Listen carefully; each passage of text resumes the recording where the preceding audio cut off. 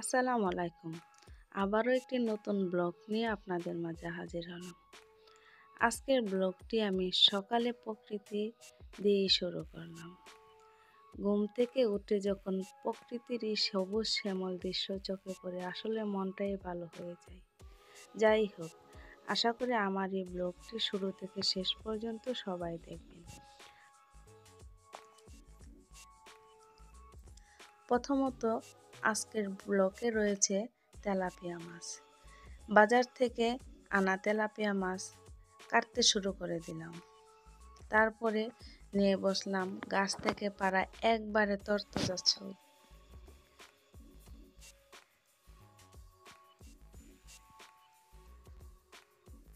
ছইগুলা ভালো করে কেটে কুটে শেষ করে আর আমি যা যা রান্না করব ধুয়ে পরিষ্কার করে নিলাম। এখানে নিলাম মুরগির মাংস, আর নিলাম তেলাপিয়া মাছ ও পাঙ্গাসের দুটি চাকা। সিম আর মাছ দিয়ে রান্না হবে। আর এদিকে নিলাম শাক, বতিয়া শাক। মাংসটা ধুয়ে পরিষ্কার করে নিলাম আর এদিকে চুলায় আগুন দিয়ে দিলাম। মাটির চুলার রান্না দেখতেই পাচ্ছেন। মাটির চুলার রান্না কিন্তু এতটা সহজ না, তবে মাটির চুলার রান্নার মজাই অন্যরকম হয়। যে কোনো রান্না খেতে ভালো মজা হয়। এদিকে আমি কড়াইতে দিয়ে দিলাম শাক। আমি প্রতিদিন যেভাবে রান্না করে থাকি ঠিক আজকের ব্লগে আমি সেইভাবে শেয়ার করলাম।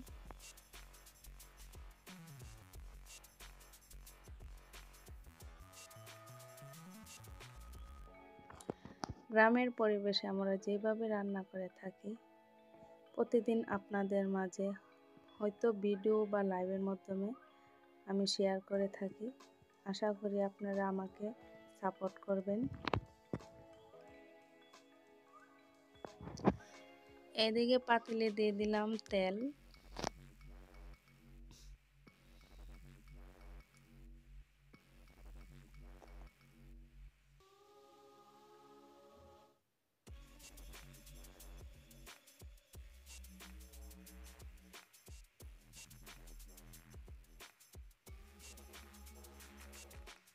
লার্কির চুলায় রান্না করতে হলে অনেক ঝামেলা হয়। চুলায় লার্কি দিতে হয়, এদিকে পাতিল এবং কড়াইতে দিতে হয়। দিয়ে দিলাম পেঁয়াজ কুচি।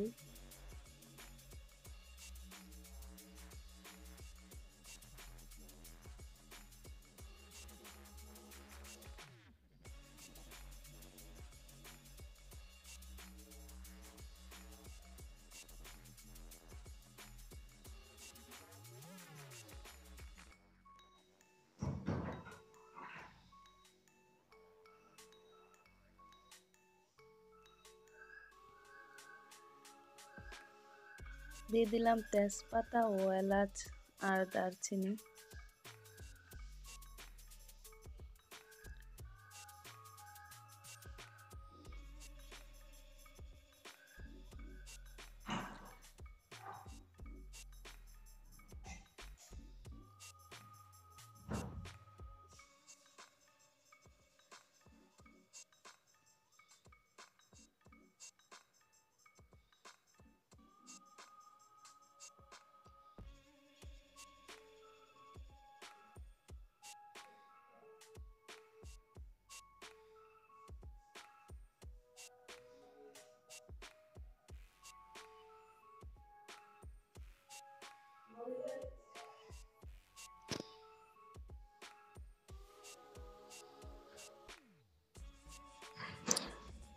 পেঁয়াজগুলো ভাজা হয়ে গেলে দিয়ে দেবো আদা রসুন বাটা।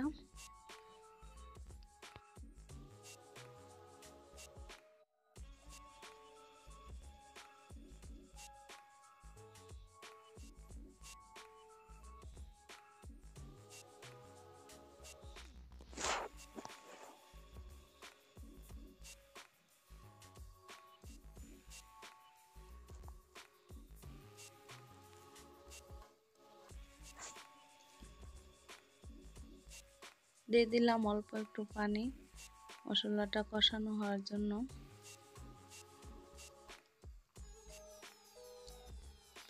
একে একে দিয়ে দেব পরিমাণ মতো সব মশলা।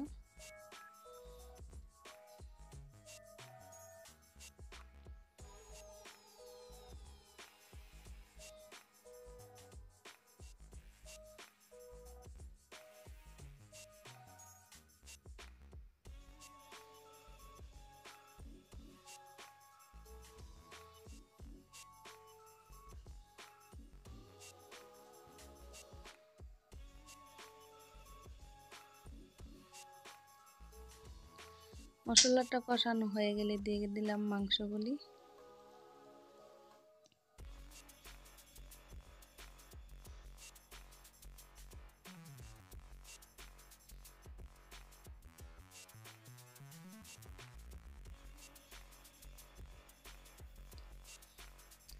এখন আমি এদিকে শাকটা বাগার দিয়ে দিব।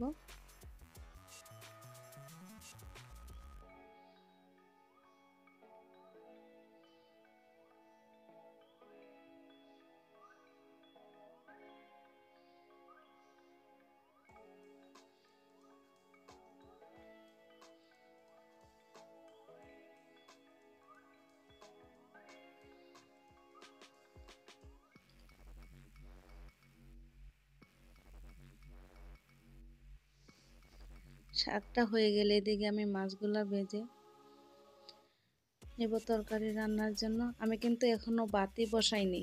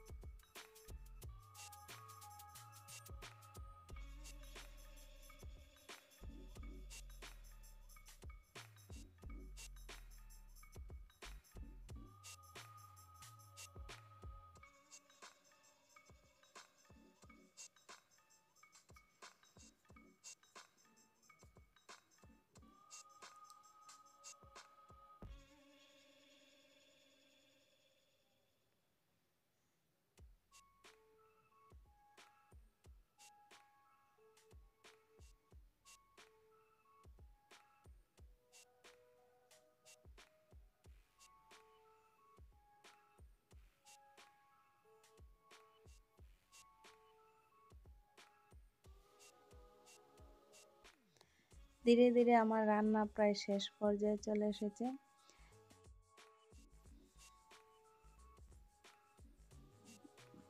বন্ধুরা আমার সাথেই থাকেন।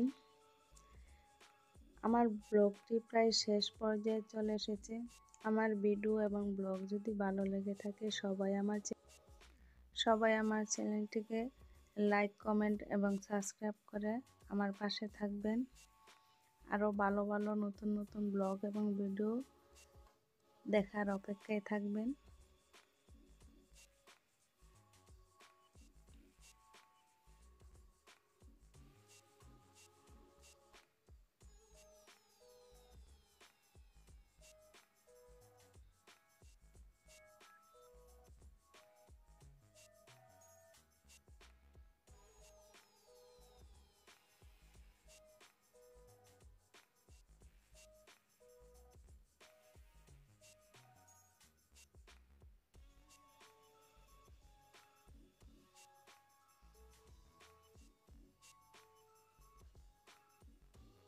ঝোল দিয়ে মুরগির মাংস রান্না হয়ে গেছে।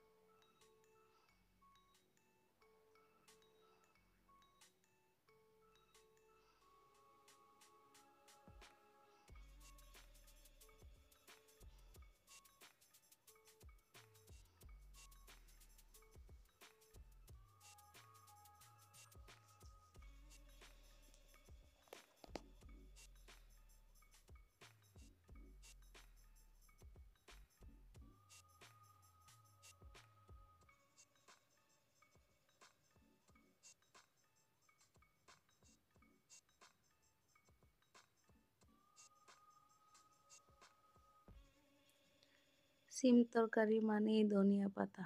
ধনিয়া পাতা ছাড়া সিম তরকারি মোটেও ভালো লাগে না।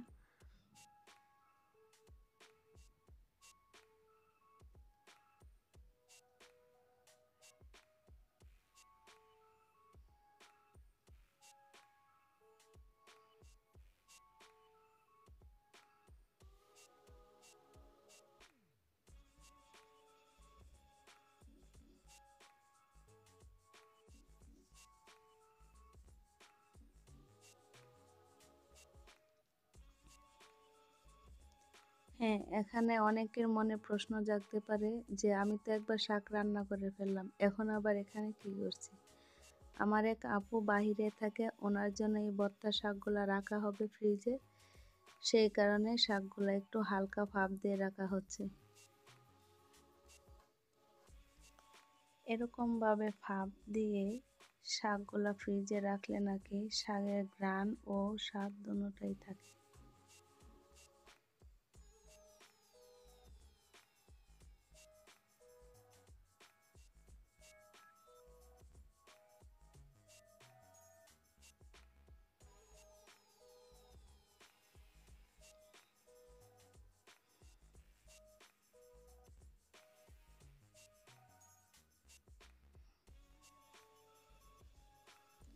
আমার রান্না আজকের মতো এখানেই শেষ।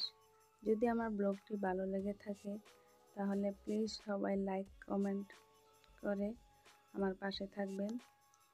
রান্নার শেষে সব সময়ই দোয়া পালার জন্য অপেক্ষা করতে হয়। আজকের মতো আমার ব্লগটি এখানেই শেষ। আসসালাম।